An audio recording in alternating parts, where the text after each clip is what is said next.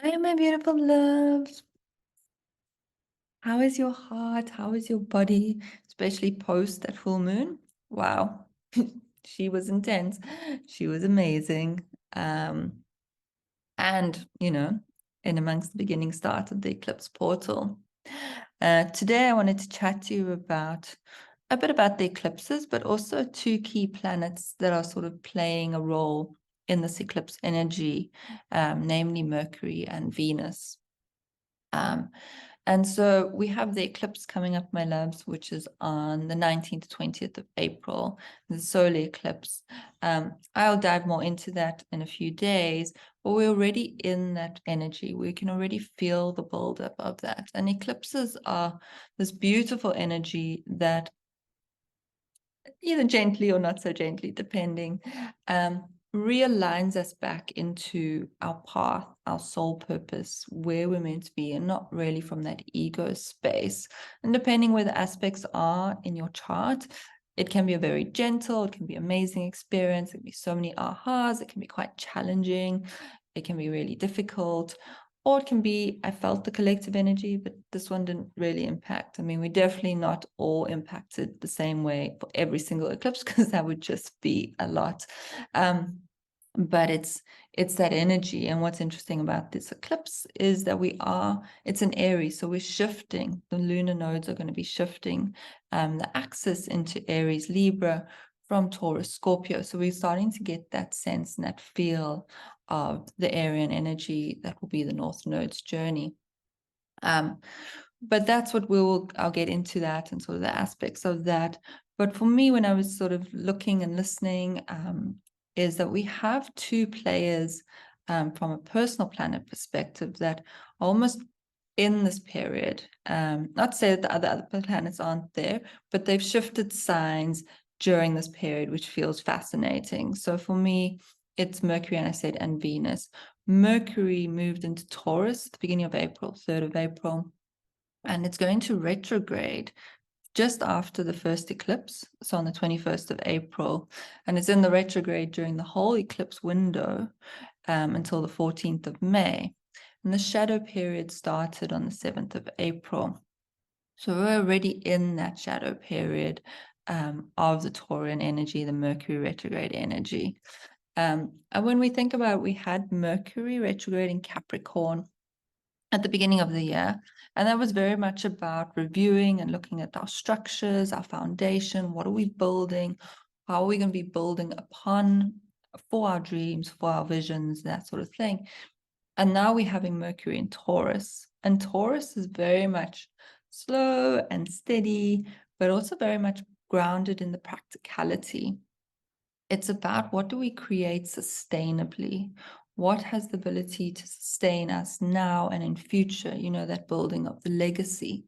And Taurus is very much, about the earth, not just of like the physical earth, but also sort of our material wealth. So how do we generate wealth and abundance? How do we connect into Mother Gaia? Do we have practices that bring us back in? How are we grounding ourselves? So very much you can feel this almost next layer of what you're building. Is it sustainable, not just for you to carry on that, but also for the impact it's having on the world, collectively, the impact it has on actual Mother Gaia? And is it going to be this long-term legacy that you are building and creating? So almost not just thinking of the now, but what is the impact in the future? And we know that Mercury rules the mind. It's the way we communicate, it's the intellect and that.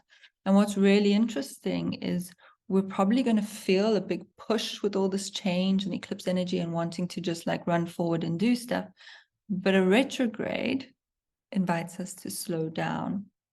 And Mercury now, where it's normally the logical mind, when it's in a retrograde period, the invitation is to go into your intuition, into your heart space. So really it's bringing you back to your body. It's bringing you back to your soul space and inviting you to slow down and recognizing that everything you're going to sort of implement or choose to implement, can you have that question around, well, is this sustainable? Is this something I want to rush into? Or can I give myself grace to step back and slowly make a decision? Because knowing actually that whenever you make the decision and take the steps, my love, it's all aligned. And we just live in this world where we feel like it's time pressure and we're going to miss out, but you won't actually. What is in destiny and in your path is there for you as long as you're taking sort of the steps or you're in that space of engaging with it. I firmly believe in that. So we have this energy that's allowing us and giving us the invitation to slow down. And then we're supported by the Venus shift. So she shifts into Gemini today. Gemini, once again, also is about the mind. It's about curiosity. It's about intellect. It's the communication, but it's also very much our day-to-day communication. Social media also is ruled by Gemini. And Venus rules beauty, what we perceive as beauty. It rules our wealth, our values, so our own internal values of things, and also how we give and receive love, which is really beautiful when you think that we've come from this full moon with Libra, which was asking those questions about relationships. And here we are, and Venus is in the space of this eclipse energy because she's there till the 7th of May, which is just after the eclipse window. So she's also in that space. And the invitation here for me is to have the curiosity of how do we allow ourselves to receive and how do we give? And this can be in any form, do we give love freely or do we have conditions with it? Are we expecting things back if we do a certain act of kindness, or is it genuinely from a place of our heart? And knowing that there is no judgment here because we are all human, and often we'll do kind acts because it makes us feel good, not that we expect anything back, but there is a sense of it does create something for us, so it's the invitation here is to allow ourselves to see, and also where are we giving too much? Where are we not taking enough or receiving enough or opening ourselves up? Often it's really difficult to allow yourself to receive support and love and that sort of thing, especially if you've been very much like used to doing it all by yourself and you can do this and there's nothing to say, you can't. But there is beauty in community. There is beauty in allowing yourself to receive love and held and be supported. And so there's this sort of these themes that I feel is coming in. And really, for me, the invitation here is while the mind is being activated, it is, can you be the observer over the next few weeks while it feels like everything's a whirlwind around you, or not, or maybe it feels amazing and there's all these ahas, however it feels for you, is can you allow yourself to step back? Can you allow yourself to come back into your body?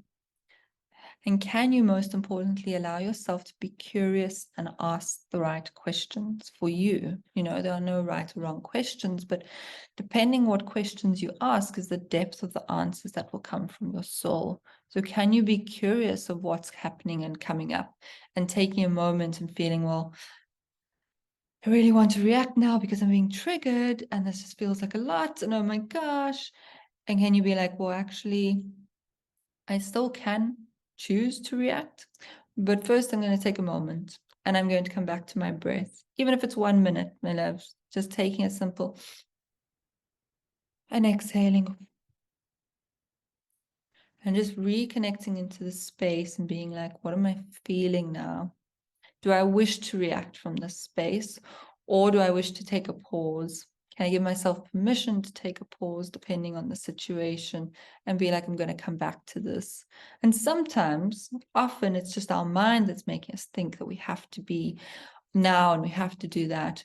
We're actually, if we even, depending, once again, it's all very situational dependent, my love.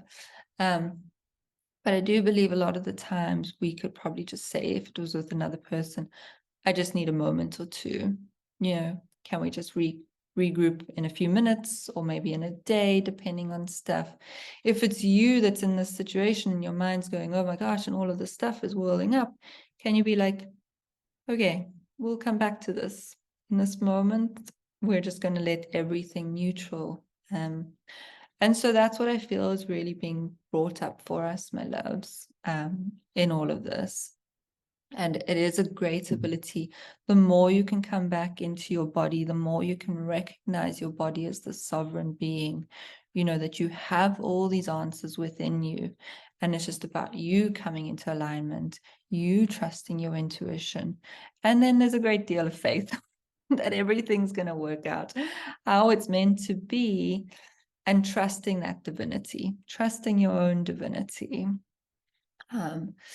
So with that being said, my loves, I'm sending you so much love, so much calm and peace. And be curious and allow yourself space to just slow down, even if it is just a moment at a time. Sending you so much love, my beautiful souls. Bye.